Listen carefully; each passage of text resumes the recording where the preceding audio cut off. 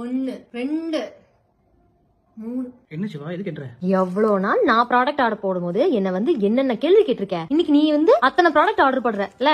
இனி எவ்வளவு ப்ராடக்ட் இருக்குன்னு எனக்கு வேற தெரியல. இதே நான் ப்ராடக்ட் ஆர்டர் பண்ணா நீயும் உங்க அக்கா கறி சேர்ந்து என்னென்ன என்ன திட்டிருப்பீங்க. இது காசெல்லாம் கறியாக்குறா, சம்பளத்தெல்லாம் இது பண்றாங்க. சிவா சிவா சிவா அதாவது நான் ப்ராடக்ட் ஆர்டர் போடுறேன் அப்படின்னா நீ எவ்வளவு வாங்கின போன வாரம் வாங்கின அந்த ஒரு ஷூ எவ்வளவு ஆர்டர் போட்ட? 3000 ரூபாய். ஆமா, நான் அதே பிராண்ட் ஷூ தான் இன்னைக்கு ஆர்டர் போட்டிருக்கேன். 1000 ரூபாய். 1000 ரூபாய். நீயும் உங்க அக்கா கறியும் கடை போட்டாதான் தள்ள முடியும். சிவா நான் அக்கா கறியும் கடை போட வேண்டாம். நீ அமேசான் பிளிப்கார்ட்ல பார்த்த உடனே ப்ராடக்ட் ஆர்டர் போட்டுருவேன். ஆனா நான் அப்படி பண்ண மாட்டேன். ரூபாய்னு சொல்லி ஒரு டெலிகிராம் பேஜ் இருக்கு. அவங்க பேஜ் நான் ஃபாலோ பண்ணிட்டு இருக்கேன். இந்த அமேசான் பிளிப்கார்ட் எல்லாம் பிரைஸ் டிராப் ஆகும் ப்ராடக்ட், அதை உடனே எடுத்து அப்டேட் பண்ணிடுவாங்க. சோ நான் அதுல பார்த்து அந்த ப்ராடக்ட் ஆர்டர் போடுவேன். சோ அப்படி பிரைஸ் டிராப்ல வந்த ஷூ தான் இன்னைக்கு. நீ ஒரு நாள் வெயிட் பண்ணிருந்தீங்கன்னா என் கூட சேர்ந்து இந்த ஷூ 1000 க்கு ஆர்டர் போடலாம். நீ 3000 ரூபாய் கொடுத்து ஒரு ப்ராடக்ட் வாங்குறத நான் 3000 ரூபாய் 4 ப்ராடக்ட் வாங்கினேன். சரி, கொஞ்சம் டீடைலா சொல்றியா?